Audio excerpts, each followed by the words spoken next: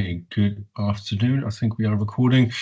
My name is Sebastian Bruce. I work at University of Wolverhampton in the English department. I work in the Center for Transcultural and Transnational Research, which is home to the Digital Humanities Research Group.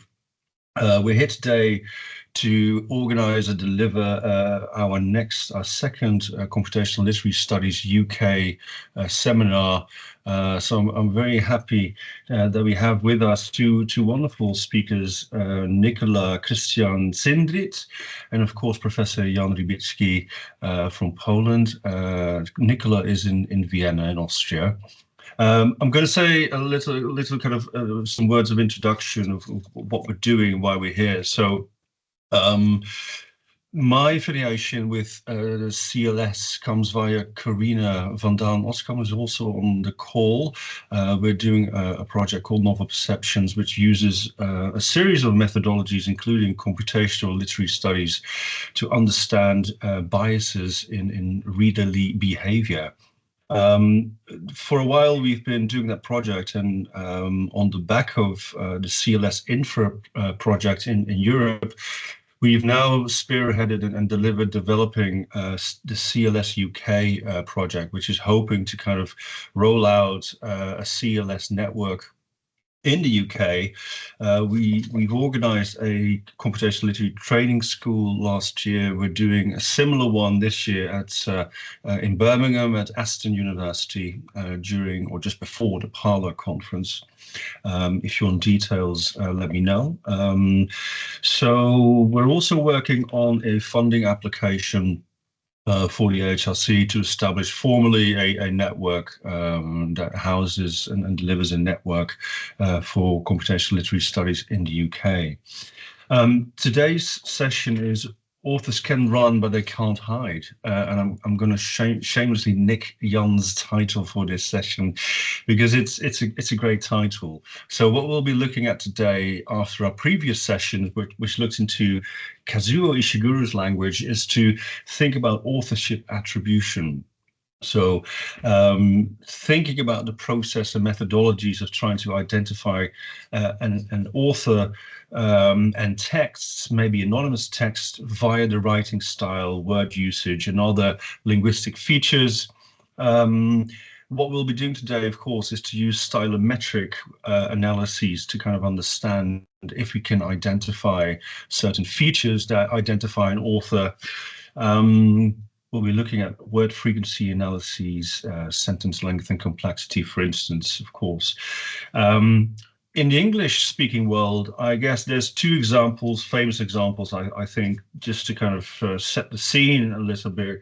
One of them was, of course, thinking about Shakespeare and whether Shakespeare had produced all this text. People were thinking, scholars were thinking, that maybe Christopher Marlowe or Francis Bacon also had a hand in the production of Shakespeare's plays. So through analysis, it was shown that Shakespeare did indeed was likely to be the sole author of his works.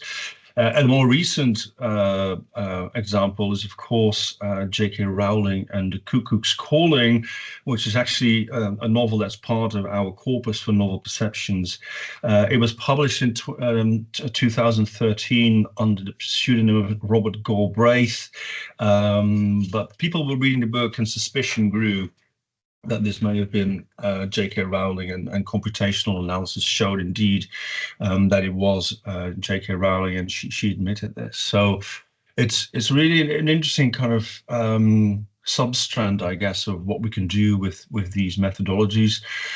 Karina and I, at the moment, we're looking, for instance, at this kind of interesting collaboration of Margaret Atwood and Naomi Alderman, who collaborated around 2012, 2013, also on specific stories. But then we think that their collaboration has had an effect on their linguistic styles in the books subsequently.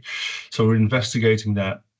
through a method called Rowling stylometry, which Jan knows all about. He's written a lot about this and has done some work on Joseph Conrad and Ford, for instance. So maybe we can talk about the methodologies as well, how this works. But I think we should really go and to our first presenter, to Jan Rybycki. He's professor at the Institute of English Studies, Jagiellonian University in Krakow. He's published widely on literary translation, comparative literature, and the digital humanities, especially on stylometry and distant reading. He's translated more than 20 books from the English language by authors such as Coupland, Fitzgerald, Golding, Le Carré, and Winterson, Jeanette Winterson. He's also the co-creator of Stylo, a package for R, the software that most of us will be using, I think. So I think, Jan, over to you. Authors can't run, but they can't hide. Thank you, Bas. Thank you very much. Thank you for this kind introduction. Actually, there's the additional thing about the sort of transition from your first meeting to another. You might not know that, but I also translated The Remains of the Day by Ishiguro. So there we are. Okay, I won't be talking about Shakespeare. I won't even presume. I know when you are even virtually in Britain, it may get a little dangerous. So the only time I'm using Shakespeare is now, because that was the only running author I could find for my silly title page. So I hope, could anybody give me a sign that you can hear me and see my screen? Otherwise, it's fine. Yeah, we can see it. Thank you. Go ahead. So I'm going to be brutally frank.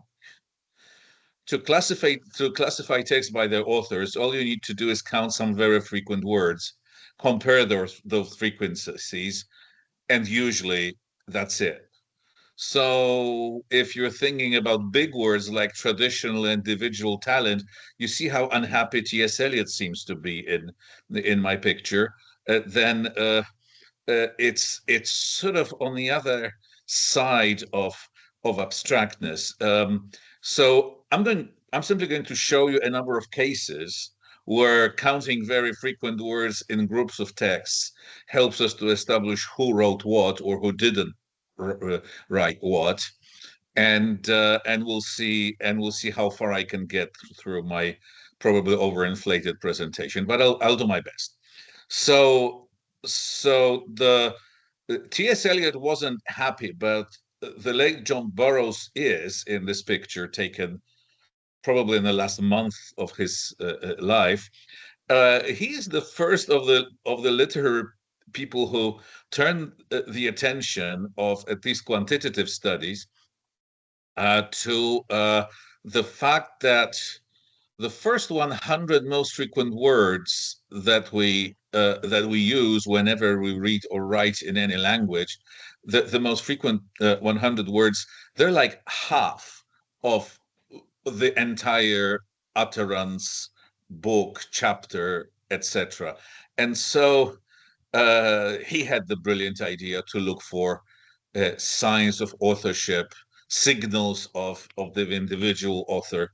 There, he got more than he bargained for. There's many other signals you can get out of that: chronology, genre, etc. But today, I will focus only on authorship on my example. So let me show you how it's done at first.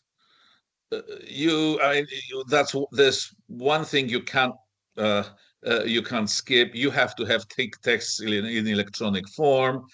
And because I'm talking to a room which is set, at least virtually, in Britain, there will be, of course, no problems in identifying those beginning paragraphs or first sentences from the three books. I probably don't have to tell you that the first one is from Jane Eyre, and the other is obviously from Hard Times, etc. So let me show you what happens to a text when it's being analyzed for authorship. The first thing that happens is texts stop being texts sentences, phrases, grammar goes away. It all blows up, and all we get is a bag of words. Just the words from the entire collection of the texts we want to classify by authorship.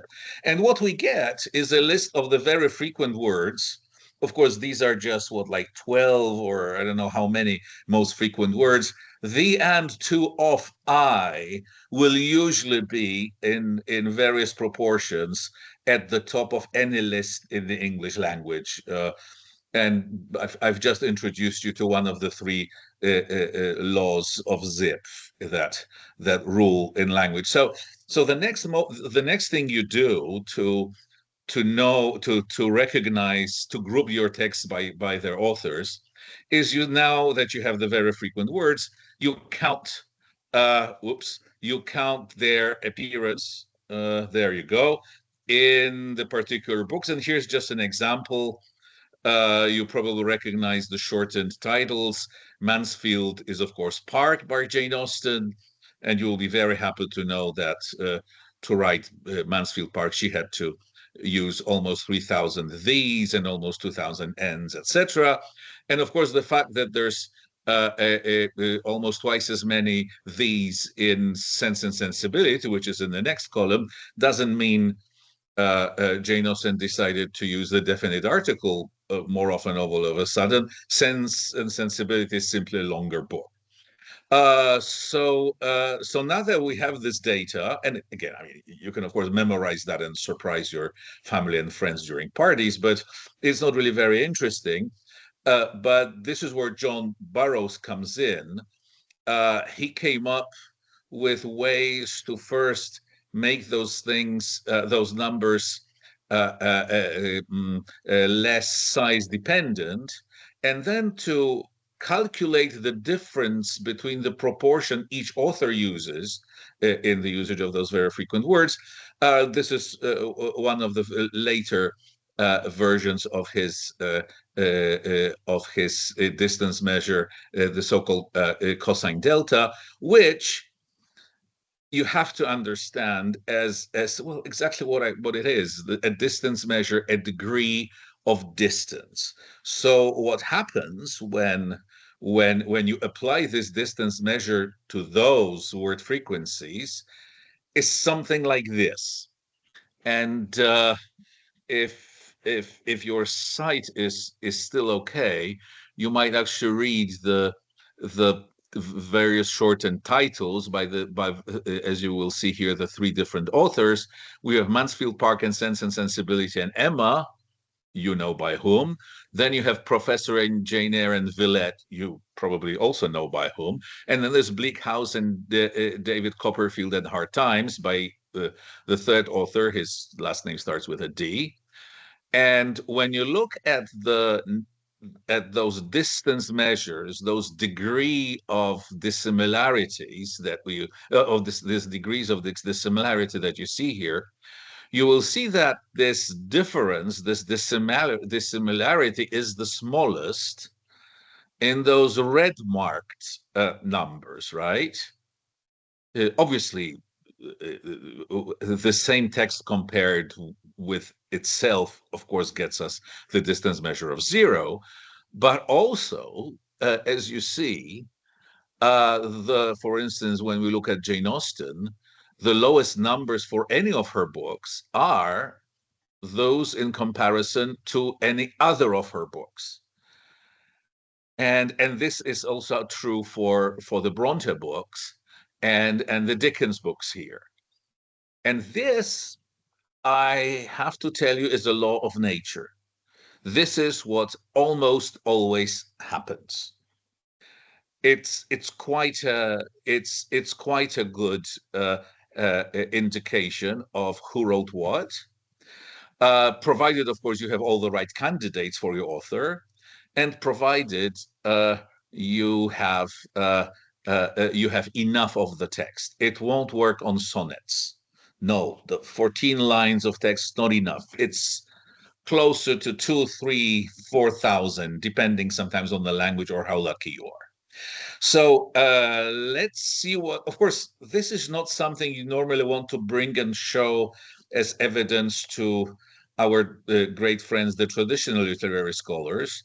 So you want to do a little more statistics using cluster analysis, which method draws you this pretty little tree. It's a horizontal tree now. And as you can see this, you have the big trunk lying there in the middle, and then the branches extend from this trunk, and at the end of those branches as they divide, you see the leaves, and the leaves happen to the closest texts are those that are on the common smallest branch towards the right of this fallen tree.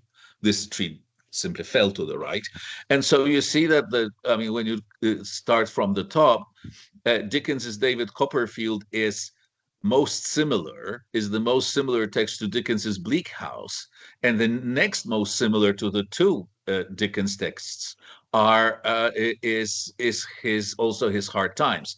So as you realize, we're not. It's not that the computer knows that Dickens is Dickens. It simply compares the text, and actually it looks at the name in front in the first part to determine the color of this. It took me like a week and a half to be able to program it. Now, as you see, we have one anonymous book here. It's the bright green towards the bottom, which now seems to be attaching itself to Austen's Sense and Sensibility and Austen's Emma. But we don't know what this anonymous text is. So I can't be cheating. Well, of course I could, but I'm not. You have to take my word for it. So we can do this. This measurement was done for 100 most frequent words. We can also do it for 1,000 most frequent words. As you can see from the colors, still we get an excellent authorship attribution, which tells us now that we get the same, more or less the same results, at least when those smallest branches are concerned, that this is sort of a reliable method and a reliable environment and reliable parameters. And so now that all of those texts cluster by the real author, well, there is a growing faith in me, at least, and I hope in you too, that this anonymous unknown text, actually we have its date, which sort of a giveaway. Well, I think you probably know what this is. If we're getting conflicting results in those individual cluster analyzers, we can run analyzers for different lengths of this most frequent word list, and we get another tree, which we call consensus tree. And here again, this mysterious anonymous unknown text of 18 something it seems to cluster with Jane Austen. So shall we now open the book and start reading it? Why don't we? Aha! See? There it is. Pride and Prejudice. So that's how this method works. And basically, I should stop here because Nikola is going to show us some real scholarship. I am only going through just some of the more sensational cases of such attribution when this attribution was shown to work. Now, don't worry, this is not just for the global language of our planet. It also works in French. See how well all those French authors are connect first to each other and only then to somebody else. And see, there we go. That's the Three Musketeers, I guess. And even in my native language, look at the sheer number of those texts. They're all from the same era of Polish literature, by the way. So it's not that there's a chronological coincidence here as well. There we go. And actually, you can do it for Chinese. Of course, for Chinese, you have to use a word tokenizer, or as I did here, use trigrams or clusters of Chinese characters and count them instead of words, which are not directly marked in the Chinese script.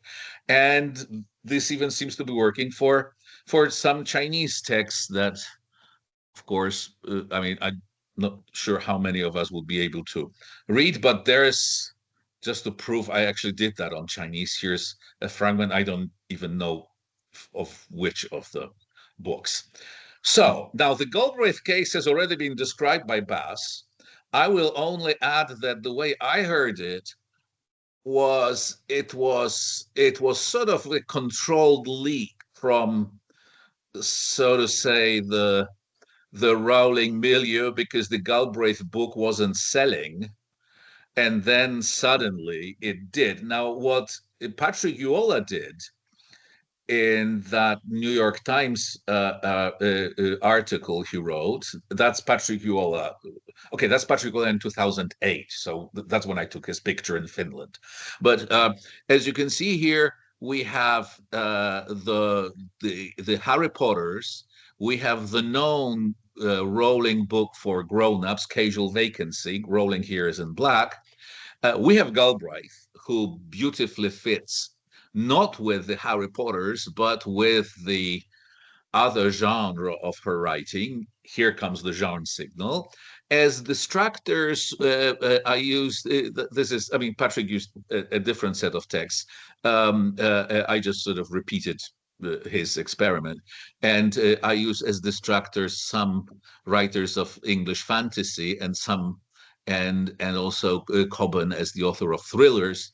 And so, well, apparently the authorship signal is stronger. Of course, Patrick did many more texts, and that's how he confirmed what I think was a controlled leak from the Rowling camp. So so far so good. Now, something I was involved in, actually, Ian Maciej Eder, my friend and colleague here from Kraków, was the story of poor Harper Lee, God rest her soul. When the story is, in 1957 she brought this manuscript, her first book, to the publisher, to J.B. Lippin and Company, and she got as her editor Tay Hohoff, who is very experienced, who liked the book. Several other publishers had already rejected that manuscript. And Tay Hohoff worked very hard with Harper Lee on something that in 1960 became To Kill a Mockingbird, which became, as you know, a major a hit. Gregory Peck immediately played the Southern lawyer in the book, and Harper Lee never published anything after that. We know she helped her childhood friend, who, by the way, is sort of a character in To Kill a Mockingbird. She helped her childhood friend Truman Capote research his almost as equally famous book in Cold Blood. And then, as Harper Lee was very old and very infirm, and actually she died the next year, a book called Go Set a Watchman was published, and all hell broke loose because people were asking themselves, is that a sequel? Because that's what it looked like at first sight, or what is it? So at which point Maciej and I were contacted by the Wall Street Journal. You might wonder why, but you see, the Wall Street Journal belongs to the same media conglomerate that was publishing Go Set a Watchman. So I think they had an ulterior motive for us to check what the hell was going on. So what we did, we brought together a corpus of literature of the American South, and we threw in Harper Lee, but also the two books that Tay Hohoff wrote. Thank God she also published her own books, and I'm going to use the phrase "thank God" again, because of course Maciej and I were the last thing we wanted to do was to somehow prove that the poor and old and sick and dying Harper Lee did not really write To Kill a Mockingbird. Well, as you can see from here, these are the black texts at the top left of the diagram. Yes, she wrote both books. In fact, Ghost at the Watchman was that first manuscript she brought, and the influence of Tehohoff, and some people say Capote as well, made her change the setting, the time, the age of the main protagonist, etc., etc. So it's a very, very, very, very distant first version, if at all. So that sort of that puts some of the lions to sleep, but there've always been voices that because of the way, because of the relationship between Harper Lee and Capote, who've known each other since childhood, that there might have been a hand of Capote in To Kill a Mockingbird. Well, he's sort of close to her. And in fact, it's not all of Capote that's close to Harper Lee, just his very early stuff. And so there is this little mystery. When you want a clearer view of what exactly is happening, not just the strongest connections, you can switch from this analysis to network analysis. This is just a further step in analysis of word frequencies, and here what we see is that both Capote and Tehohoff, who are respectively the red and the orange cluster in this network analysis, they're very far from Harper Lee, who is almost to the far left, and she is stuck there between two of her famous authors, Faulkner and Welty, which might be telling us something about the already invoked tradition and individual talent. But I'm only talking about authorship here, so I'm not complaining of doing this for the Wall Street Journal. By the way, this is also an analysis of a possible collaboration between Capote and Hohoff throughout the text. This is what we call, Bas mentioned that already, Rowling stylometry. This is looking at the signal of some candidate authors sort of along the text, in this case, To Kill a Mockingbird. And again, we see some influences of Capote, which are red. Green is pure Harper Lee. And there also seems at the beginning some evidence that Tehohoff was a visible editor. Of course, that got published, so we had the fun to see the Wall Street Journal issue with the title "Data Miners Dig into Watchmen." You can see it's a well-thumbed copy. It's my copy. It's been thumbed by friends and family. So what else? Elena Ferrante, the famous Italian author from Naples. Amica Geniale is quite a hit. It's now a Netflix series. Been a Netflix series for like at least a year already. And the problem with Ferrante is she doesn't exist. So it became quite a literary mystery, especially in Italy, but not just in Italy.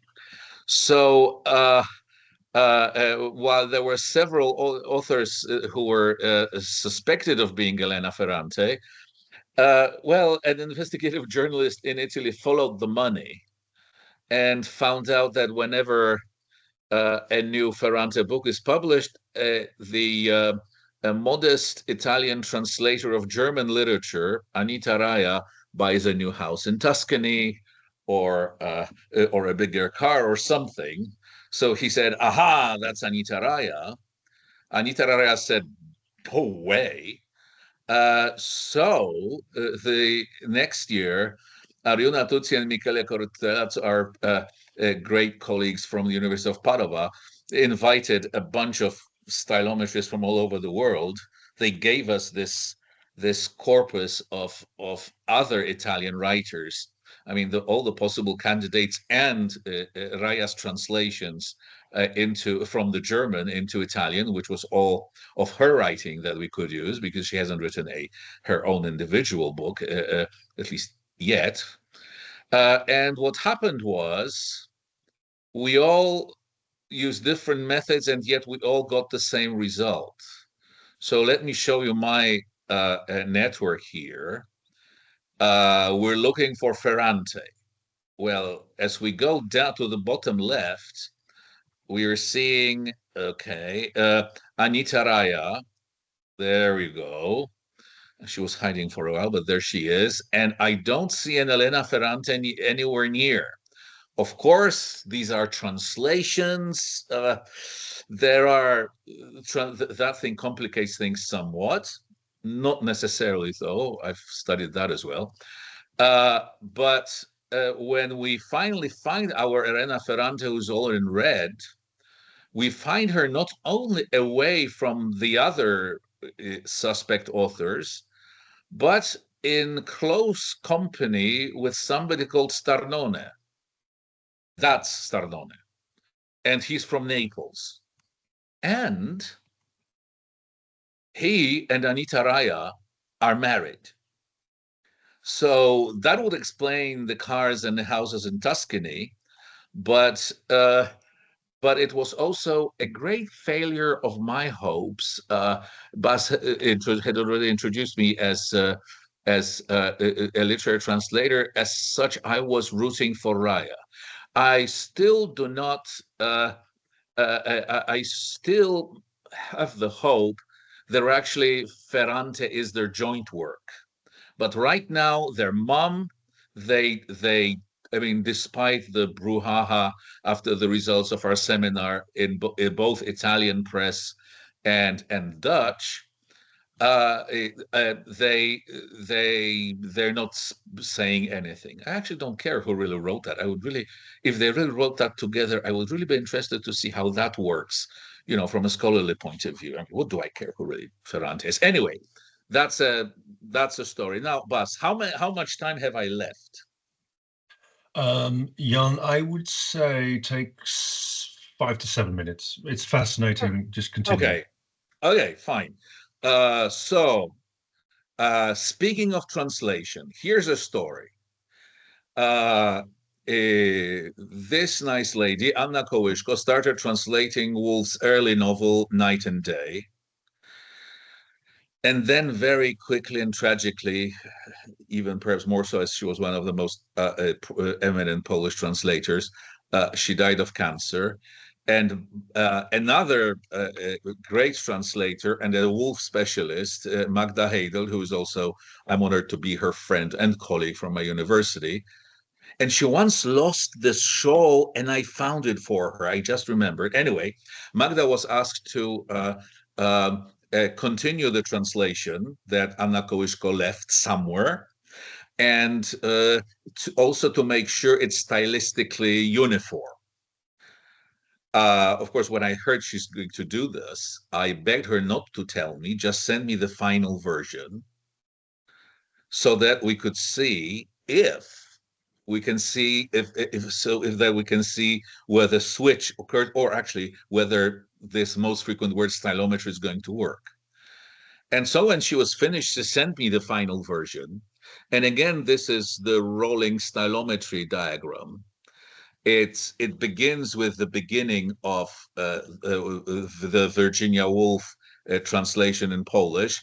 This was compared to other translations by the two translators.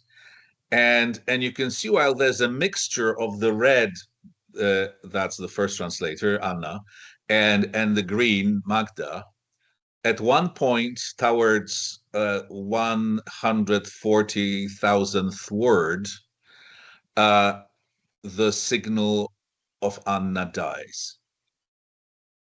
And so that makes it very easy to identify where that takes place once you know the number of words from the beginning. So when I got my result, I called Magda and said, it's chapter 26, right? And she was silent for a while, and then she said yes. So we wrote a paper about that in digital scholarship in the humanities. You can still read it. God, this is self-promotion. Okay, now cautionary tale. This guy, I hate this guy. This is Octave Mirbeau, the 19th century French writer, who first started writing what he called en négritude. That is, he wrote novels anonymously for people who paid him to write for them. And actually, I'm presenting a much simplified version of his complicated literary biography. But let's say that among the people he wrote for were people called Dora Forçant and Alain Boquin, real people who were not happy with their own writing or simply were not talented enough. Right? Anyway, Mirbeau wrote for them at the beginning of his literary career, but then he realized he can actually earn even better money by publishing as himself. Took him a while. And we know from his letters that he was always very careful to use different styles for his different clients. And this has been, and I mean, the extent of this mystery was only shown by traditional biographical methods in 1991. So we're sort of following in the footsteps of the of stuff discovered from his discovered letters and other sources. But well, first, when you take the three versions of Mirbeau, Boquin in red and Forçant in green, and his later own stuff, you can see that he was true to his word. He did try to write differently for both, not only himself, but above all for his earlier clients. And now, in the 19th century, I don't really think Mirbeau had a computer and our piece of software to count his words, so he simply wrote differently. This is what it looks like in network analysis. And this is what it looks like when we throw in other writers from the same time. And here it's even more interesting. Namely, you see that the three colored clusters, all written by Mirbeau, are lost in this maze, in this network of all the other writers. The three the real Mirbeau and his two alter egos, if that's the right word, they simply seem different writers. So that is a cautionary tale if we or you get too enthusiastic about the most frequent word methods. Paradoxically, perhaps, I think Mirbeau might be an exception that proves the rule, that it's actually a pretty good method. So good, it actually shows differences between writing that is made different on purpose, even if in an impressionistic 19th century way. Okay. The final case is something Bas and I will hopefully be working on. This is the case of Sławomir Mrożek, the Polish dramatist, novelist, and cartoonist. If you don't understand his cartoon in Polish, here's an English version. It's one of my favorite ones. The thing about Mrożek is that he had a stroke with aphasia. He stopped talking and writing for almost a year. He was then in logopedic therapy, from which he emerged cured enough to write a piece of drama and an autobiography. And so, of course, the interest was, is this autobiography like his other stuff, or is it different?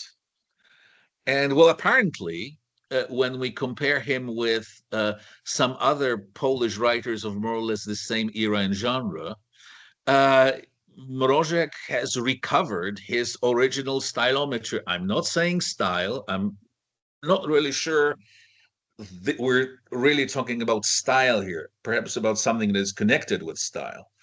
But there it is. It looks like his linguistic recovery was complete, and that he wrote. You have Balthazar here in the green at the top of that green cluster to the left, and he managed to recover. So actually, that actually makes stylometry useful medically rather than literarily. Somehow it ennobles it, I think. Okay, so how about that author of ours? Haven't we been taught by that French philosopher that about the death of the author? Well, apparently there is an authorial agency behind every text, whatever we say about the influences on that agency in the production of the text. And even though sometimes stories of authorship can be very complicated, we have a method that helps in disentangling all this in most cases, as I think I've shown you at the end. So in other words, just to sum up what I just did to you over those 35 minutes or something, I have made you probably a little enthusiastic about this method, and then I threw in a big caveat at the end, and somehow I felt that was the right thing to do. Thank you very much. That's wonderful, Jan. Yeah, definitely enthusiastic. And we want to do more of this, I think. Really wonderful. So before we move over to Nikola, I think I want to take just maybe a couple of minutes for some urgent questions, because Jan has thrown lots of interesting work at us, lots of interesting analyses. I've got some questions myself, but just wondering if someone wants to ask a question to Jan about the presentation, maybe clarification, comments, feedback. Towards the end, we will sort of join the two presentations together in a conversation. But Sarah, yes, please. I was just wondering if you could say a little bit more about the equation that lies under the distance measure, because it looked really interesting, but also very complex. And I just wondered if you could explain a little bit. So first, I'm going to say I don't think about it very often, because once we've built it into our software, which is the Stylo package for I'm trying to back up to it for the statistical programming environment R. So what this really does is it maps word frequency vectors for both texts on a two-dimensional plane, and actually what you get here is the calculation of the angle between the two vectors. The cosine simply gives us the alpha angle, and so in fact those numbers correspond to, as you can see, very small angles of between those two vectors, but those small differences add up. As you can see, you have all those sum symbols here to some pretty visible distance measures, and this is how it works. Burroughs started off with something much simpler. Empirical studies have recently sort of looked at different versions of such distance measures, and for now cosine delta seems to be the most fashionable. It seems to be working the best. Among other things, it's because it measures the angle of the frequency vector, not not just a distance on the plane, which makes it probably more immune to differences in size of the samples compared. That's brilliant. Thank you. It's really fascinating. Just a follow-up question, Jan. So is this similar to the Manhattan distance method? Okay, so we have to take first of all, this is a very different way of how to measure distance. The easiest one is between 2 points on the plane, which is the direct distance from point A to B. But of course, and for some reasons that I actually don't really understand, perhaps it just makes those distances too similar to each other. Euclidean distance, it was very disappointing whenever we and others similarly minded stylometrists did a lot of tests. We keep on looking for those best measures. Then, of course, in New York, you can't travel on Euclidean distance. You have to go through that grid of streets, which makes the trip longer, and it doesn't matter whether you first take the left street and then the right, or first you go right and then left, so Manhattan distance, I think, usually works better. This is a little more complex, and again, this is running away from the actual distance on the plane to measuring the angle between, and that's, so in other words, whether we're going for 70 blocks or 1, we're getting the same measurement, which is a good thing. Thanks for clarifying. That's great. Right, I know that we have got some burning questions. Keep those, jot them down, put them in the chat. But I think we want to move over to our second presenter for today, Nikola Krisztian. Excuse me, if you put them in the chat, I can try answering them in writing in the chat, or we can come back to them later on. Thank you. I'll share now. Yes, please, thank you. Okay. Nikola Krisztian Czindrity is graduate student in the Digital Humanities and Scandinavian Studies at the University of Vienna. His research interests include authorship attribution through stylometry, particularly in its application to both Old and contemporary Scandinavian literature, Old Germanic fragmentary languages, and onomastics, and reconstruction of spatial networks from incomplete data. He's currently involved in publishing a digital edition and a database for the Rybicki Lexicon of Old Germanic Names. His presentation is called Beyond Snorri, Stylometric Clues in the Authorship of Elhils Saga within the corpus of Old Icelandic Family Sagas. Nikola, over to you. Thank you.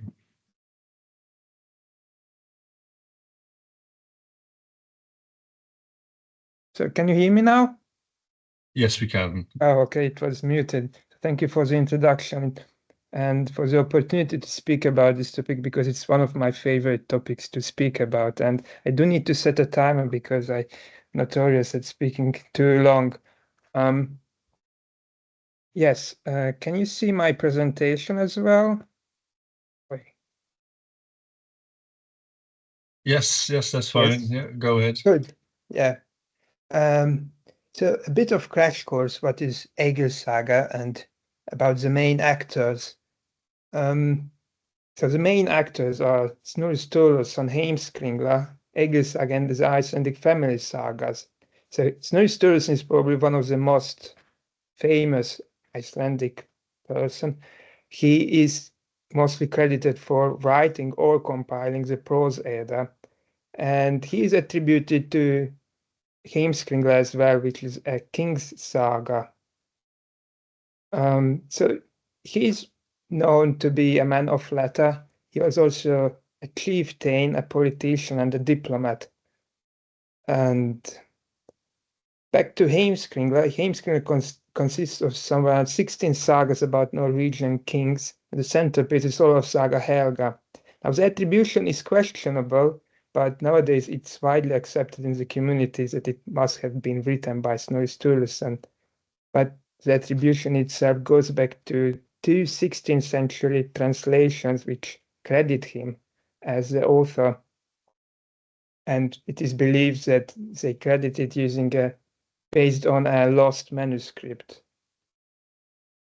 So another genre is Icelandic family sagas, Íslendinga sögur, which tells about the story of Icelanders, which takes place in the 9th to the early 11th century. It's hard to define Icelandic family sagas as a homogenic genre because there's just so much variation in between them. There's a lot about genealogy, family history, a lot of voids and conflict societal as well. And the size of the corpus is somewhere around 45 works. And notable mentions is Elhils Saga, more on that a bit later, and Rybicki Saga, one of my favorite, because just to illustrate how diverse this sagas is, Rybicki Saga has a lot of supernatural things happening in the story. One of that is a whack-a-mole situation where a mole is a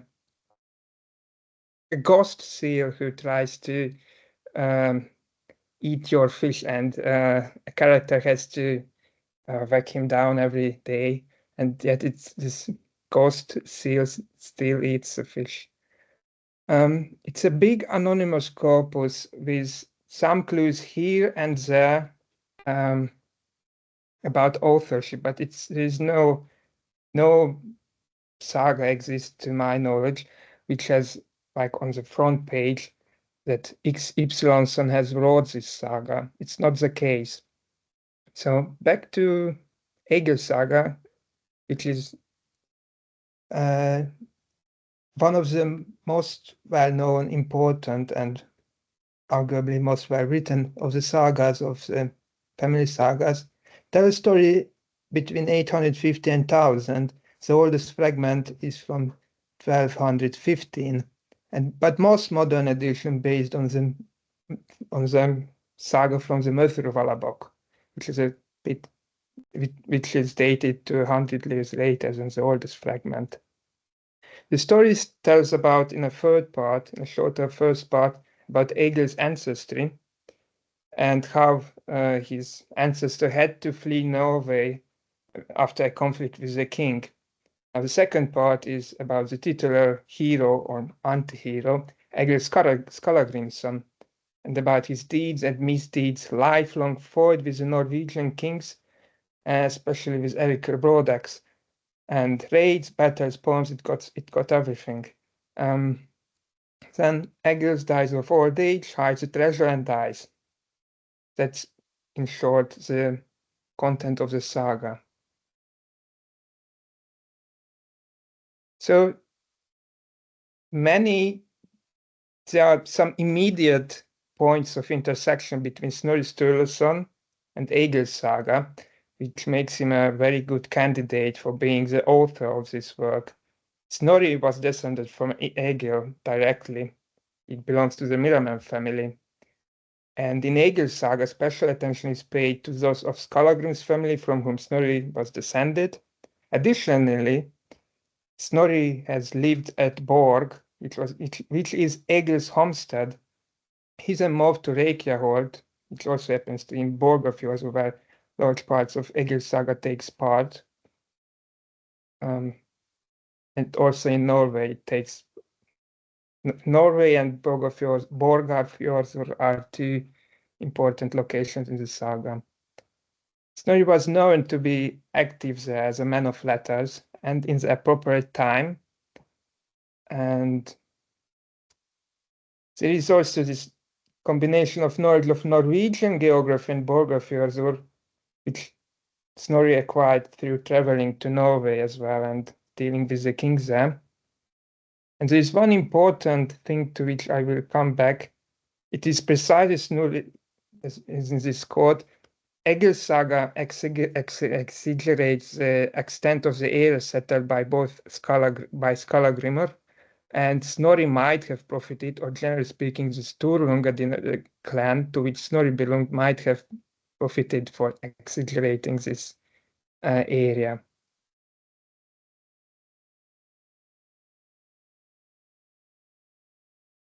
So the authorship of Elhils Saga in previous research boils down to a very simple equation or relation, and it boiled down to showing that Heimskringla shows a greater affinity, regardless whatever affinity includes stylistic or historical aspects, shows a greater affinity to Elhils Saga than to other works. Now, before I move on to showing some evidence for stylistic affinity, there's one big discrepancy which needs to be mentioned, and the discrepancy of how Norwegian kings are viewed in the works. Heimskringla is a chronicle of Norwegian kings, and it has a rather positive view of them, or draws a rather positive view of them. But in Elhils Saga, the Norwegian kings are antagonists to the heroes, so it's rather negative. But now to affinities. And Elhils Saga has been, interestingly, the center for many years of the small field of authorship attribution happening in sagas, in the corpus of sagas, when we compare. Let me reformulate. If you use quantitative methods, Elhils Saga usually comes up as being in the center. And there has been quantitative methods early on from 1927, like from Per Wieselgren, who surveyed 25 stylistic elements, as for example, optative versus mono, shall, will, or versus skull, and he came to the conclusion that if we compare the many ratios, that Heimskringla do not agree with Elhils Saga, so Snorri cannot be the author. But his corpus, as many early such studies were small, and he didn't study especially the oldest fragments, which shows different ratios. So 30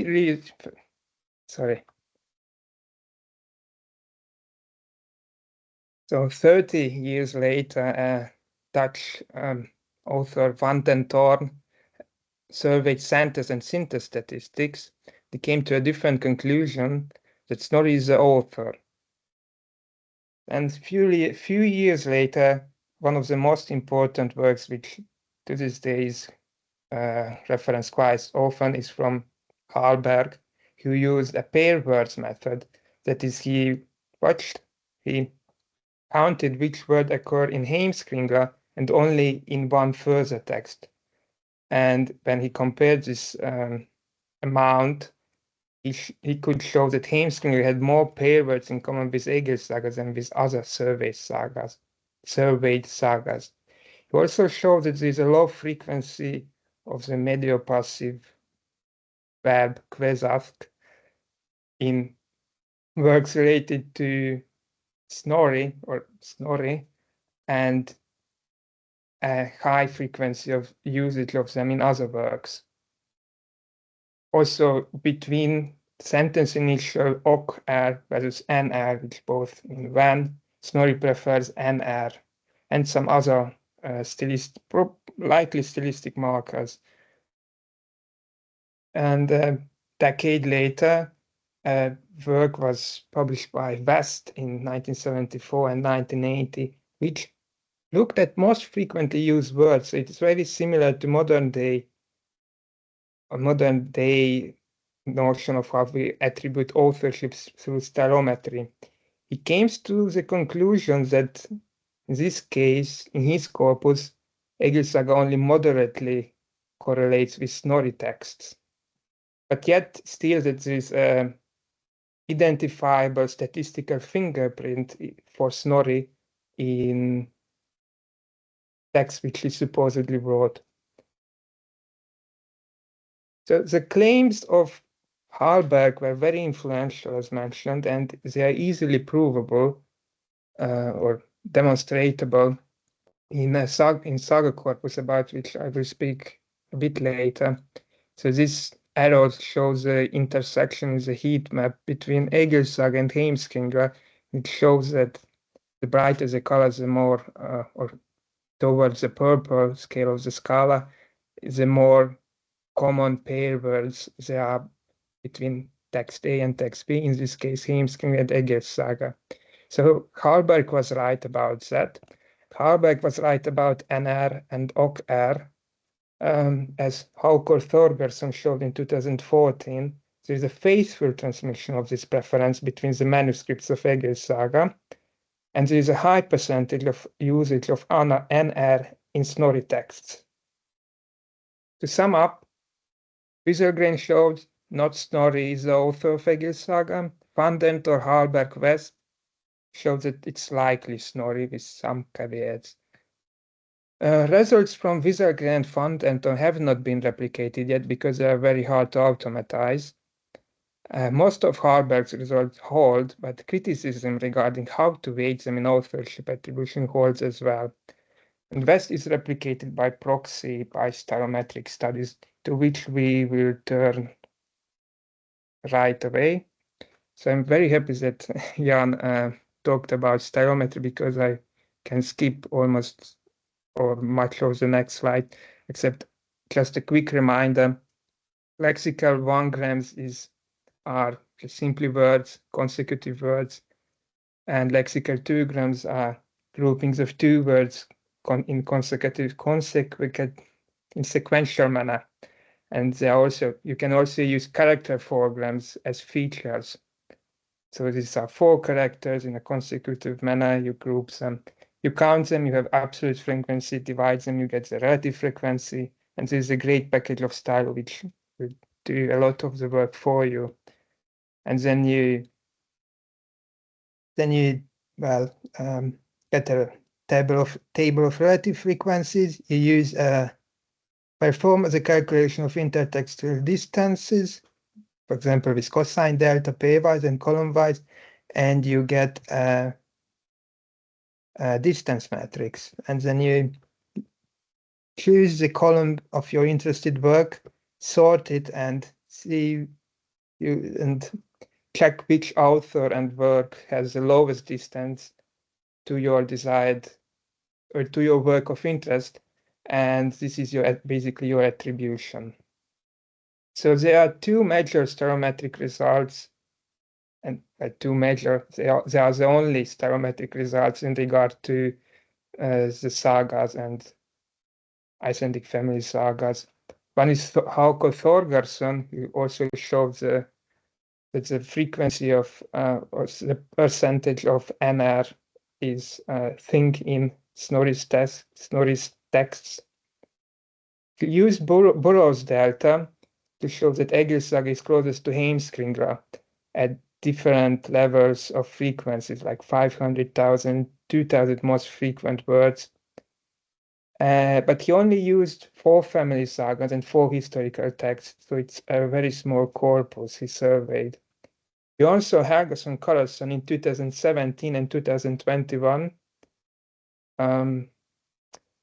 showed using cosine delta and the usage of 1,000 most frequent 4-gram characters that Elhils Saga is closest to Heimskringla, especially to the second half of Olaf Saga Helga. They used a very big corpus, similar to the corpus I will be using or representing. They used more than 49 works, and they had a detailed dissection of Heimskringla. So these are the results from Þorgeirsson. It's important, but it's not very insightful. And this is a very detailed result from Björnsson, Helgason, and Karlsson.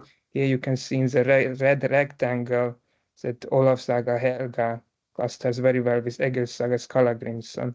They also have this interesting snail-like plots, which also show that the lowest distance is to Olaf Saga Helga, the second half. Quick interlude: does authorship attribution works for Icelandic? Short answer: yes, it does. The 2 previous authors showed as a proof of concept that it works, but in small corpora. In my MA thesis, which is not yet available, I did an evaluation in a more bigger scale on 62 works, 22 authors, each represented with 3 works. And you can see a plot here of accuracy, and cosine delta is by far the best intertextual distance measure to use on lexical 1 grams. I get, in my corpus, I get for 100 most frequent words, 90% of accuracy. And 1,000 most frequent words, I get almost 98% of accuracy. For lexical 2 and 3 grams, I get pretty low accuracy of 80%, but it's still, cosine delta outperforms in this feature set as well. So back to the sagas. I'm using the saga corpus, which has been provided by Eiríkur Rögnvaldsson and Sigrún Helgadóttir, and it is available for everyone to use under the link. It contains 45 family sagas. It contains the Sturlunga Saga, Heimskringla Landnámabók, the Sturlubók edition, and Íslendingafættir, which are short stories. The Íslendingafættir are short stories. It's a quite big corpus. It's lemmatized and it's part of speech tagged. One downside is that the texts were normalized to modern Icelandic. And as for the methodological part, stalmetry is done by the R package stylo. And I looked at what happens if we expand the survey to lexical 1, 2, and 3 grams, and if we use cosine delta as intertextual distance measure. So Hákon Þorgeirsson used Burow's delta, which is a good distance measure, but cosine delta is better. And his feature set was lexical 1 grams at different frequencies. The Björnsson, Helgason, Karlsson in 2021 used cosine delta, but they used character-based features, which I'm not very happy about. And also part of speech features, I believe 3 grams of part of speech features. And there have been some changes in the methods that in 2021 and 22, I used Burow's delta. Now I changed to cosine delta, so the results differ in interestingly bits in significant manner. So let's look at the results. And looking at the closest text to Elhils Saga, so left is the 1 grams at 500 most frequent words. In the center are at 300, lexical 2 grams at 300 most frequent features, and on the right are 3 grams at 150 most frequent features. So we see that Heimskringla always has the lowest distance to Elhils Saga. And then there's some variation of what word comes next to it. But there's still quite big difference between the first, the closest text, and the second closest or the third closest. So at the lexical 1 grams, we see like a 0.3 difference. So if you look at 1 grams, we see Eybugge Saga and Gulfur being the second and third most closest text. And when we look at the 2 grams, we see some changes. Sturlunga Saga is now the second closest text, and Eybugge Saga is the third closest text now. And if we move to 3 grams, we show that Sturlunga's and Eybugge Saga remains the second and third closest text. We could look at different frequency strata. In that case, 1,000 most frequent words and features, and it still remains very much the same in the sense that Heimskringla is always the closest text to Elhils Saga. And once again, we see Eybugge Saga, and for some reason, Grönlendinge Saga is the third one in the rankings, which changes if we move to 2 grams, which shows Sturlunga Saga and Eybugge Saga again. And 3 grams, it once again changes the ranking of the second and third closest works.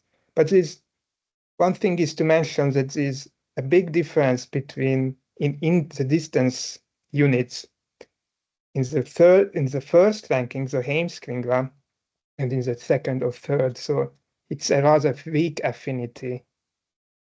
Everything except Heimskringla has a rather weak affinity to Elhils Saga. I used to have different results in 2022, so it was a bit more clean. I also have the second or third places are ranked, but Heimskringla always comes as the closest text. So interim summary, I need to check my clock. I still have some time. Elhils Saga shows great affinity towards Heimskringla and some affinity towards Sturlunga Saga, Eybygge Saga, Gullþóris Saga, and Grettis Saga. So we can look closer, and for example, we could look at what is the closest work to Elhils Saga stepwise from 10 to 1,000 most frequent words. So we look at 10 most frequent words and we check what is the closest work to Elhils Saga. And then we move to 11, 12, 13, and so on. And it turns out Heimskringla always comes as the closest one when we look at lexical 1 grams. And when we look at lexical 2 grams, almost always Heimskringla is the closest to Elhils Saga. In 5 cases, it's Eybygge Saga. And in very similar fashion, when we look at lexical 3 grams, almost always Heimskringla, 5 cases of Eybygge Saga and 7 cases of Sturlunga Saga at low frequencies. So it might be indications that not everything is, I have to put it more correctly, give me a second. That maybe the story is a bit more complicated, but it's very strong evidence that Elhils Saga has some affinity to Heimskringla in a stylistic manner. So we can look at even more results through dimension reduction and cluster analysis methods. So we have like a distance matrix, which is like 49 dimensions. That's too much dimensions to deal with. We can effectively reduce the dimensions to 2, for example, through multidimensional scaling, and we can plot it and analyze it visually. So luckily, Jan explained hierarchical cluster analysis, so I don't have to do it again. If we look at this hierarchical cluster analysis of lexical 1 grams at 1,000 most frequent words, we see that, I don't see my cursor. We see that Heimskringla and Elhils Saga cluster together, and then there is a second cluster with the Grönlandinga and Erik Saga, which is quite peculiar because it has almost nothing to do with Elhils Saga. And we see a second bigger cluster of Landnámabók, Gullþóris, Tropláugar Saga, Tropláugarsona Saga, Sturlunga and Eybygge Saga, which is quite interesting, as I will discuss it a bit later during the discussion part of this talk. So we look at multidimensional scaling, which is basically flattening down a very high dimensional space into 2 dimensions while trying to have the distances between the points so faithful in these 2 dimensions as possible. So we see that Heimskringla and Elhils Saga are left of this line, and there are some other works like Sturlunga Saga, in this case is closer to Heimskringla, and Landnámabók, Eybygge Saga, and Gullþóris Saga build a cluster together.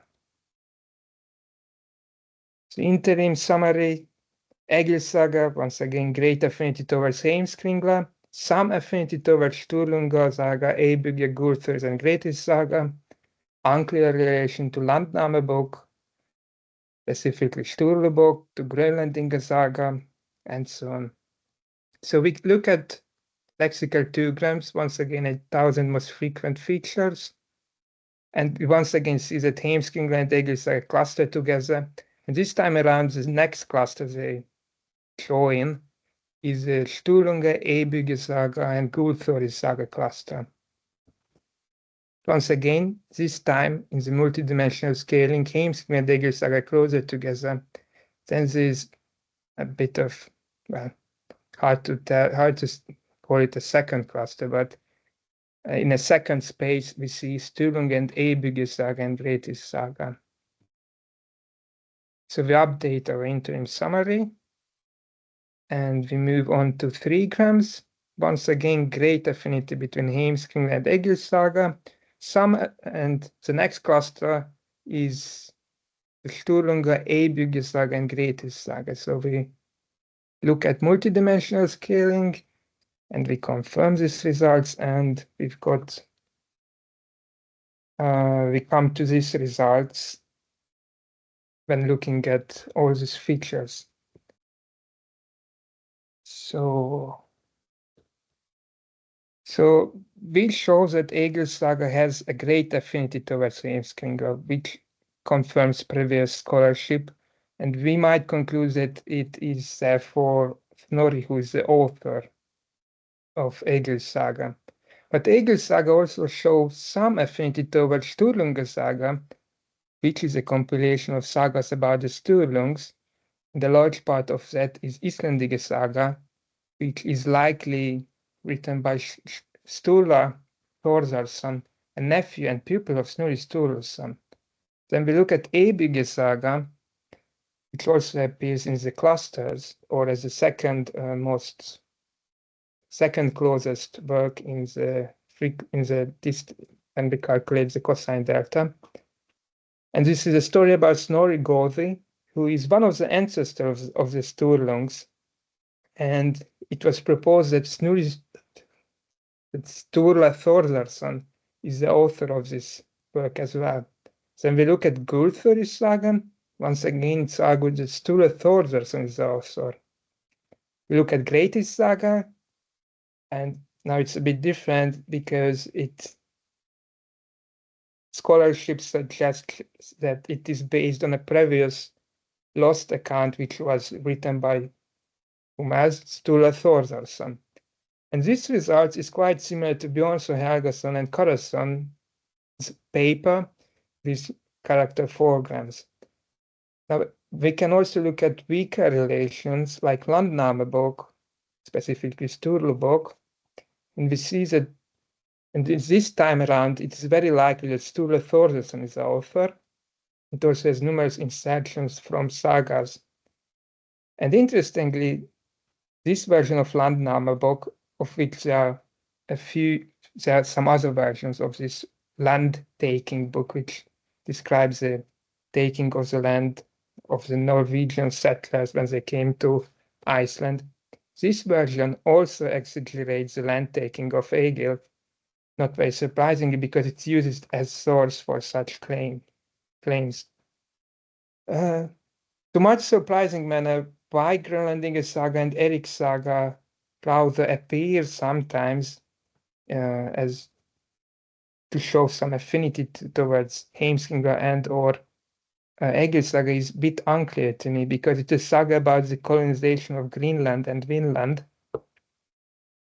And interestingly, I haven't yet checked, but if it's due to the usage of the name Erikr, I doubt that. But Droplauger's Sona Saga, which also shows up sometimes, one of the characters is called Grimr, and it would be very unlucky if it would be due to that. I don't think it's because of that, because Eibygge Saga also has an account of Eric's colonization of Greenland, so it might be that it's some clue to intertextuality. So I think I still have a bit of time. So is it influence of topics or style, it's very likely that it's style what we measure, and regardless if style to be found in lower or higher frequency strata. Recall when I showed the results of the stepwise who is the closest to Elhils Saga method, and it showed great affinity towards Heimskringla. So affinity to topics cannot explain similarity in lower frequency strata, at least for that case. So why does Heimskringla and Elhils Saga show some affinity towards each other?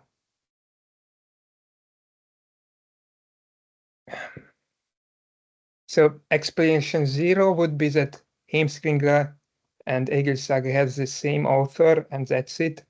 Another explanation would be that Elhils Saga and Heimskringla were written by the same person or collective authors who were part of a workshops or were influenced by each other or through shared education.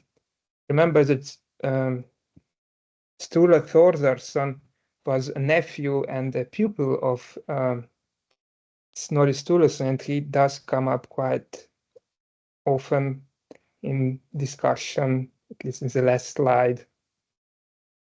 And this personal collective likely belonged to the Sturlunga clan, because all of the other sagas to which Elhils Saga has some affinities is some way relatable to this Sturlunga clan. And explanation B, Elhils Saga could have been commissioned to a collective of authors who worked with the aim to reach some pragmatic purposes in favor of Sturlunga clan. And here the explanation a bit diverges. One explanation is that Heimskringla was also commissioned there, hence the affinity, or that literary patterns elaborated in Heimskringla were imitated in Elhils Saga to reach essentially different political and practical aims, last but not least to claim ownership of lands. Such style imitation at such scale, I think, is very unlikely though. So I think, how much time do I still have left to? I think, Nikola, we can wrap it up and Great, start our discussion. Yeah, thank you.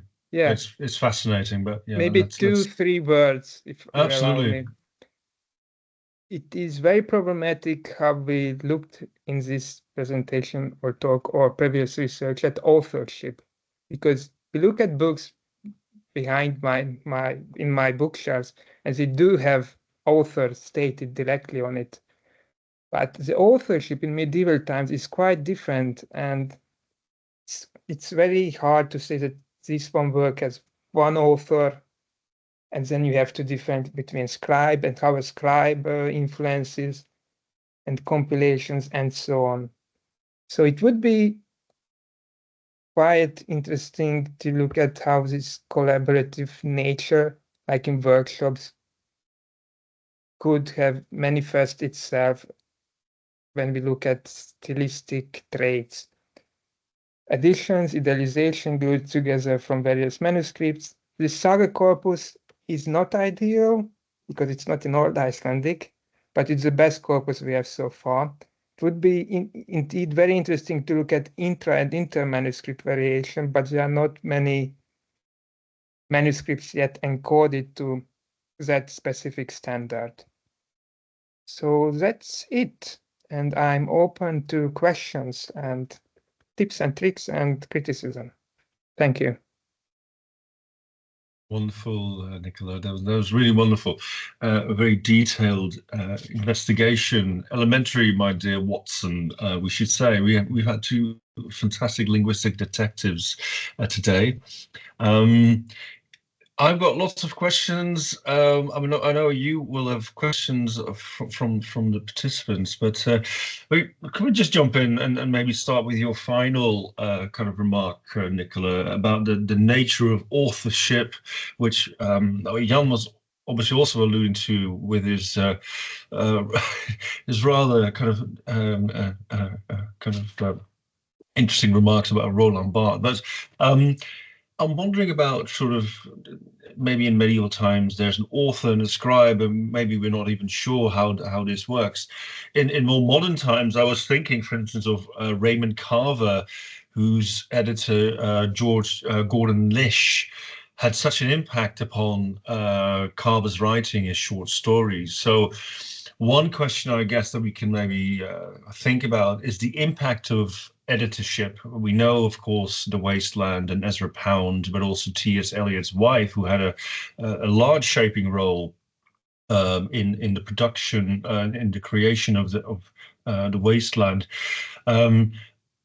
How can we account for the impact on of editors in that process? So I think that's one area that I think we can debate. The other thing for me that sticks out is technology. So, of course, as we see an evolution of writing, we have new forms of technology, from typewriters to word processors, and I think that offers new ways of writing, collaborative writing, etc. So there's another area that we can maybe think about. Maybe we can talk a little bit about this role of the editor. Do you have any thoughts about that, Nikola and Jan, in your experience? How can we trace the impact of editorship, or maybe we can't? How does this work? Maybe Nikola, can you start with from your perspective? Yeah, that's quite interesting. And I think Jan is a bigger authority on that topic, considering that he works with translations. But I do have an Icelandic friend who is actually a writer, and we did talk about how she ended up writing a book. And she's also a scholar in Old Norse studies, so that's quite fascinating. And she did told to me that it is quite different how the first draft which she wrote and the draft which she submitted, and then it was revised by the editors, how it turned out, and that it's hard to say if it has influence of style, but it really depends on what you view as style. If you view function words, then the hypothesis goes that these function words are so hard encoded in ourselves that it's likely should manifest. But the problem is then you would have to look at very low frequencies data, like 10, 50 words. And the thing is that stylometry doesn't, or at least authorship attribution doesn't perform that well in these low frequencies. So it's a bit of a problem indeed how to detect. But say if this editor is rather edited quite a lot of text, I believe it could be shown that there is some, how to put it in scholarly manner, there is some affinity between all these works which he or she edited, but it's weaker than between the variation in between the author for which he or she edited. So does it make sense? Or Yeah, no, absolutely. Intro, yeah. But I'm rather interested to hear Jan's thoughts on that. Absolutely. Nikola, can you unshare your presentation, and can you also put some of the links that you mentioned in the chat? I think that would be very helpful. Jan. Yep. Yeah, so of course, my first way to look for the traces of the editor is always to count the words anyway and see what happens. So I do see traces of Tehohof in Harper Lee. I mean, that was evident from some of the diagrams that I showed. More on tiny bits of the final result of To Kill a Mockingbird rather than in general. In general, though, no, you couldn't see this, but there were bits, and this, I mean, influencing bits might be a good metaphor of what an editor might do to the test. In some other things I did see, for instance, pretty good examples of how one American preacher of the 18th century, one of the pre-colonial ones, influenced another of his colleagues when he published and edited his books. Because we studied that once with my colleague Michał Hoński, and we had both the versions before printing and after printing. I always promise myself to try to look at some of my translations before and after they've been massacred by my editors. I believe in the impact of very frequent words because I once manipulated one of my translations to get a very high frequency of a one individual very frequent word in Polish, and the editor said, now it's better.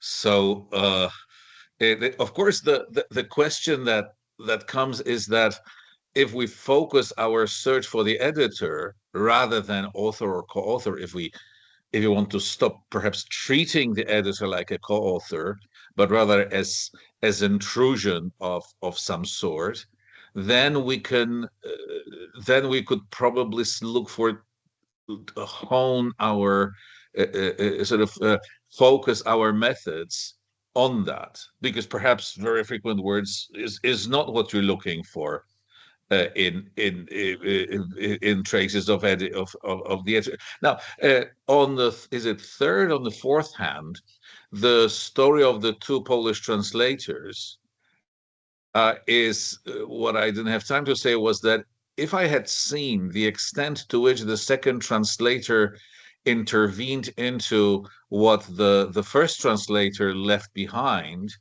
I don't think I would have dared actually accept to take up the challenge, because when you look at the word file with the reviews option turned on, it was all in red. So and yet somehow, and again, is it style or is it just the usage of the very frequent words? Now, Karina, who is sitting here, and actually she's raising her hand, she is one of the co-authors of the first working definition of style from the point of view of stylometry. So we sort of are starting to have a theoretical basis for what we have, which for a long time was very much just empirical. I mean, we have a lot of good anecdotes and stories telling us, see how this works beautifully. On the other hand, I mean, there are so many things that we see through the proportions of very frequent words. When you look at Dickens, his usage of very frequent words shows a very Darwinian evolution from early to late. Why? When you take Molière, his text split into two groups: works in comedies in prose, comedies in verse, and they don't want to sit together. Now, okay, we know we manipulate words when we want to do the rhythm and the rhyme, but why? So it's still a long way away. I'm pretty sure Karina's question is going to explain things for us.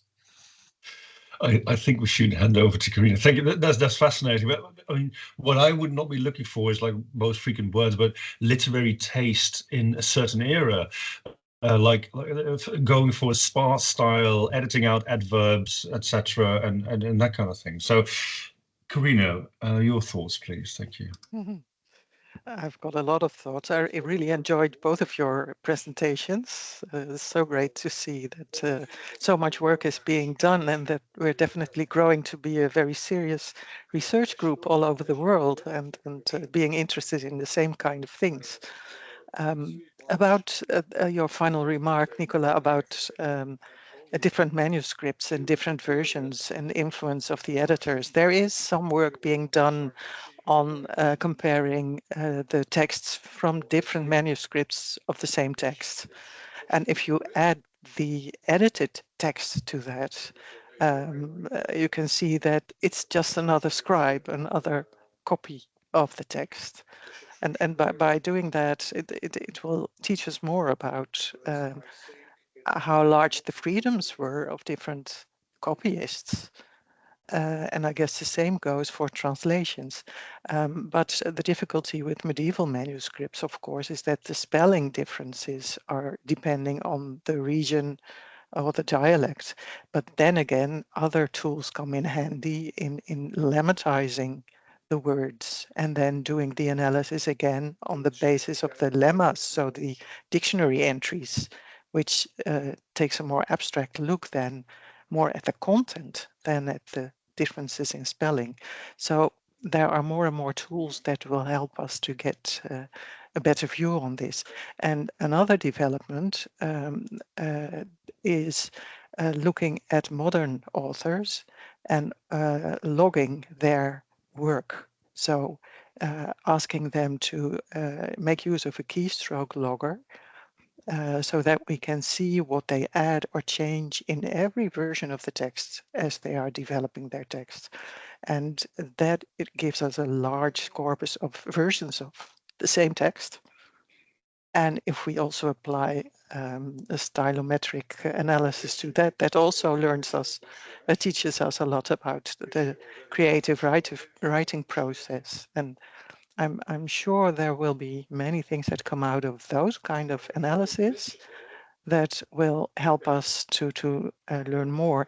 And for medieval studies, new philology or material philology, of course, is already big. And with handwritten text recognition, it is possible to transcribe manuscripts that until now have been locked away and now are being scanned and digitized, and the next step can also be done.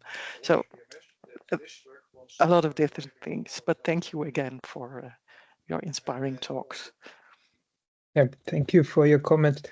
I'd like to add that indeed it's a big problem, this spelling variation. And for example, the medieval Nordic text archive tries to produce encodings which are on 3 different levels, so very close to the facsimile, diplomatic, and normalized transcription. But it's one of the hardest parts. I would say it's rather easy to do the stylometry, and it's very hard to produce good editions. That's where the all work goes in. And there are only few manuscripts which have been fully encoded, I believe, but one of the manuscripts is Möðruvalabók, which contains several sagas, including Egil's Saga. And another possible manuscript could be the Wolfenbüttelbók, which contains Egil's Saga and Eybygge Saga. And Egil's Saga is already encoded very well, but not Eybygge Saga. So we do not yet have 2 complete manuscripts which have more than one sagas in them, and therefore we cannot do such work yet. Yes, and it is also very interesting your comments about keystrokes and how authors actually produce text. And I was really looking forward, or actually I have to yet to tell this colleague of mine that we should get her drafts and compare Yes. the final product. It's a work in progress, but I hope at one point we will be able to do that as well. Yeah. As to the difficulty of getting enough editions of different versions, one could opt for samples of the same passage in the text and transcribe that from as many different manuscripts as possible.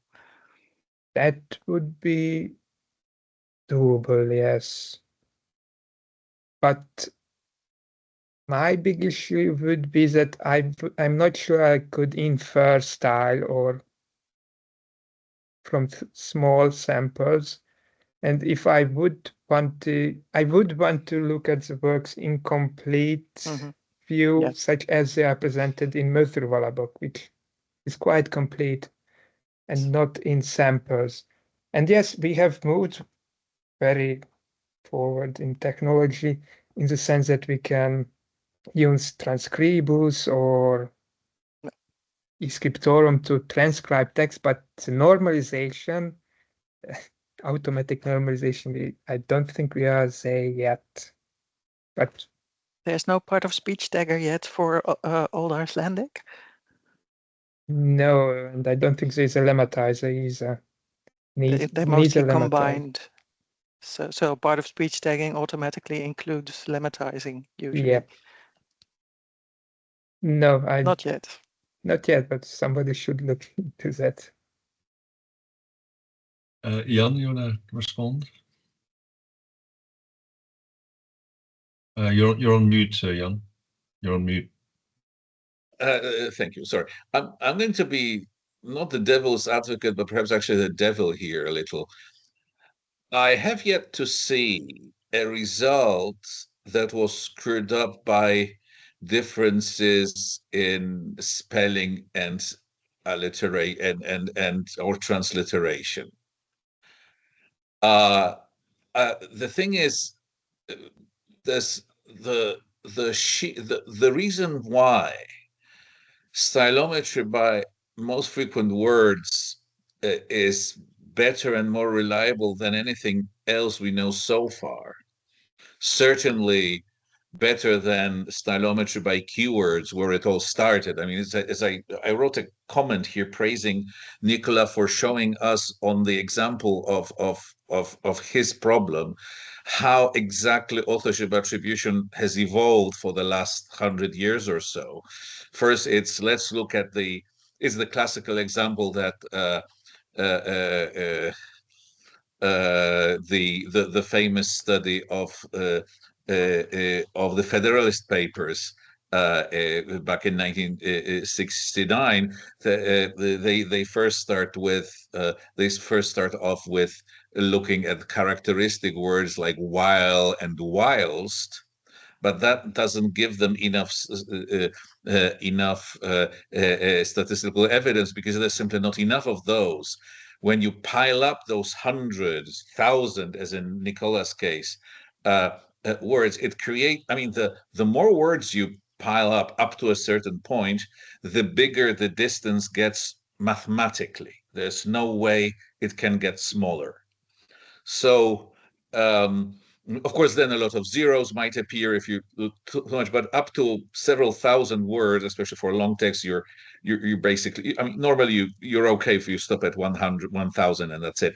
But the sheer weight of those huge numbers, that sort of gives, it's more than enough to give us the right result, even if we are not quite happy that all those words are spelled always in the same way. And for this we also have empirical evidence, and that's my favorite kind of evidence, by again the already mentioned Maciej Eder, who simply spoiled texts randomly, exchanging random letters, and I mean, you spoil every.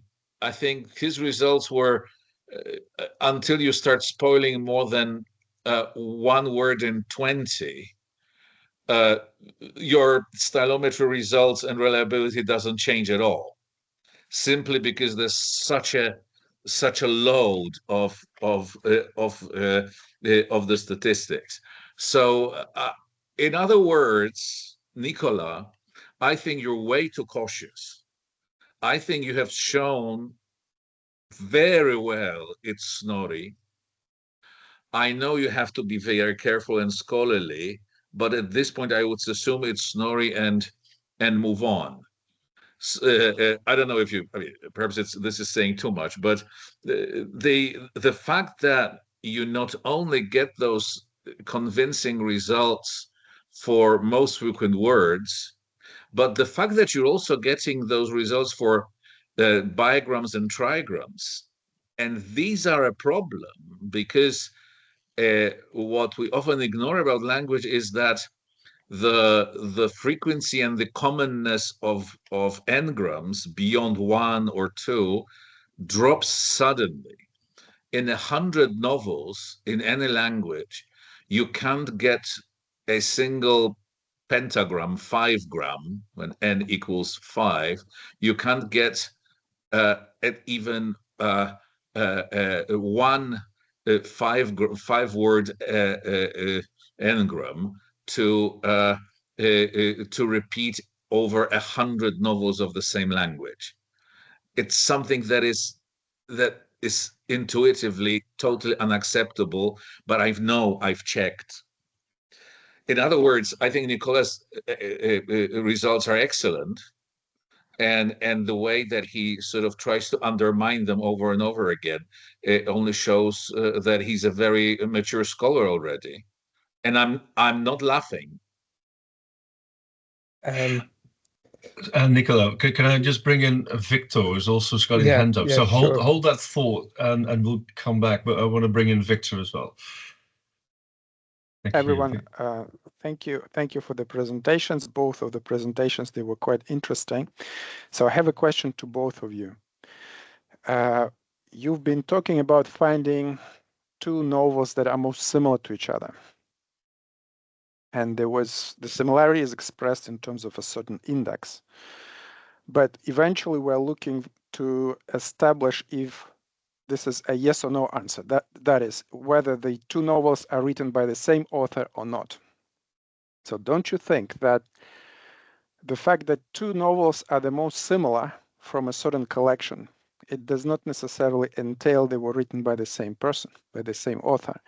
And don't you think that you probably should use some kind of statistical method that will demonstrate it to you beyond any doubt that the number you get for similarity between two novels is not accidental, meaning that statistically these two novels come from the same population being all the novels written by the same author.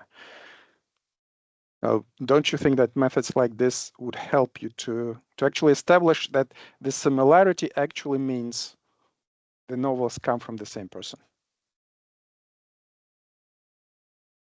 Yeah. Okay. AI? Jan, yes, please. So, of course, the more the merrier.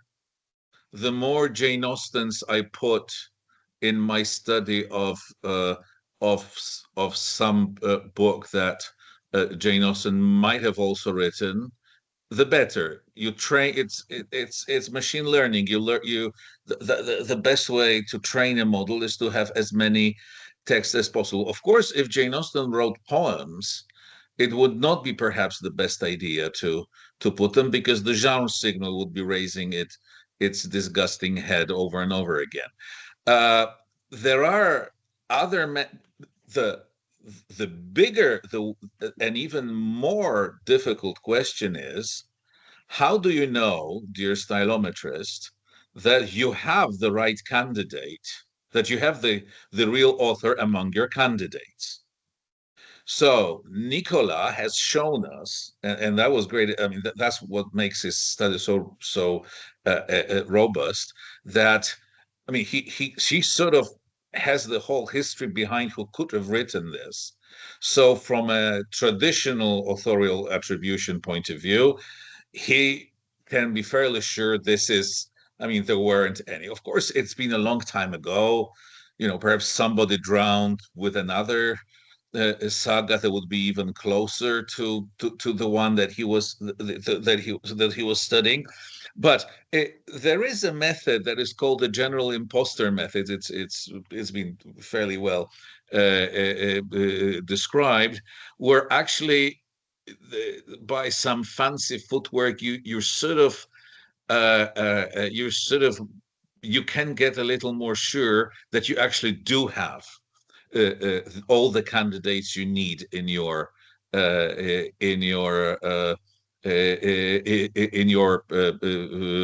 reference corpus. In fact, it's also implemented in our stylo, so you can actually use it. As when we're talking about that, I'm a little disappointed that nobody mentioned, so which are the words that make it Snorri and not some other? Which are the words that make it Jane Austen and not Dickens? because normally stylometrists would try to change the subject as soon as possible, because you see, it's not usually that one or two words really change things, because we're dealing with such a multidimensional study. But only 2 days ago, Artyom Shelia, who by the way says hello, Bas, was presenting right after me at the summer school, at the spring school in Potsdam, and he just announced a new extension to our style called Sea Trees, which uses. Actually, I'm going to, if anybody's interested, I'm going to post the link to this, which you sort of can install over Stylo in R, and that actually gives you a little focus on the words that may help to look at that. Coming back to the question, of course, the more texts you have for comparison, it's better, but of course we're not in a perfect world, and there'll be always something missing, just as there will be just one variable too many always. That's why we call it perhaps digital, but also humanities.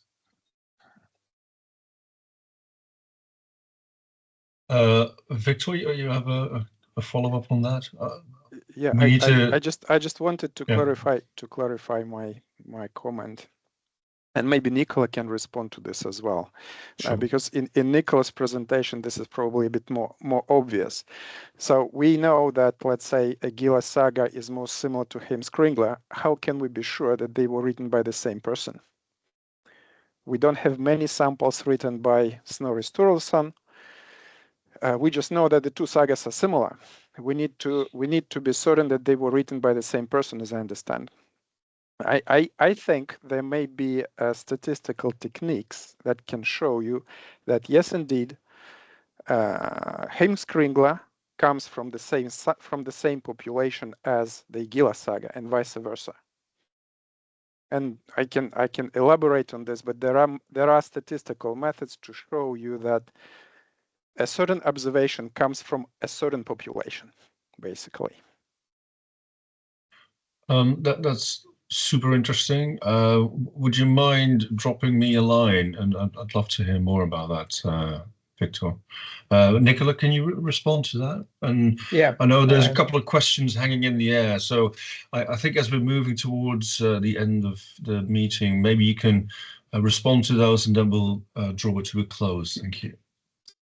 well, first off, in my case, I would respond that given the corpus which was surveyed, Heimskringla is closest to Elhils Saga. And would it be possible that some other work is closer to Elhils Saga? It could be, but it could be that that work is lost and we will never see it ever again, because it's very old, like 800 years old. The oldest fragment is 800 years old for Elhils Saga. So in that case, I would respond that given corpus, the closest work to Elhils Saga is Heimskringla. And yes, I'm aware there's different statistical techniques to track distributions and so on. I'm not an expert on that, I'm afraid, so I cannot tell you much more. And for me, why I look so closely and so detailed at all these methods is because I don't think that in my case I will ever be 100% sure to say that it is written by Snorri Sturluson. And I think it's most cases of stylometry, maybe it could be that some work creeps in which you think is written by one person, and it is on the titular page that it's written by XY, and it turns out that it isn't. And well, you have to live with that, I'm afraid. And regarding Jan's comment, which most frequent words are used by Heimskringla and Elhils Saga. One such word combination is this NR. So if we look at the standard deviation from the mean, both Elhils Saga and Heimskringla show a positive deviation. Yes, I didn't show yet the most words associated because it would be quite big analysis of many words and it does take a lot of time. So I did skip it and it's quite work in progress still. But this NR versus OCR seems to be such a stylistic feature. I hope that answers most of the questions, or at least tries to. It does Yes, for now, Nikola. yes, thank you, Nicholas. Thank you. Actually, all Nikola, right. you will. So if this is what you're looking for, take a look at the GitHub link I sent you, because that's exactly, and also it does really pretty diagrams. Yeah, So, I actually seen that package already because I'm Oh, there also you go. familiar with Artyom. Yeah, haven't yet tested out, so I will be looking into that. Pretty impressive. Yeah. I'm very curious about that. Okay, so I think that was just an amazing session once again. It's fascinating, and I think we should maybe see one another in Krakow, Jan and Nikola, to talk some more about this. So I want to thank the participants today, and I've seen some new names as well. So they're really, really fantastic. I know there's someone from Pakistan there who's interested in this, and from other areas in the world. So thank you very much for joining us today, and thank you also for the CLSUK people who've been joining us today again.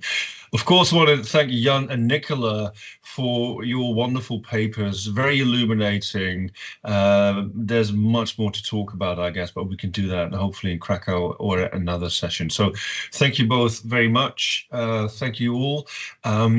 I will share some more details via email about the next sessions. There is, of course, the CLS training school at Parla. That is the 7th and 8th of July in this year. In Birmingham, we hope to make it hybrid as well. So more details to follow about that as well. Thank you all and see you soon.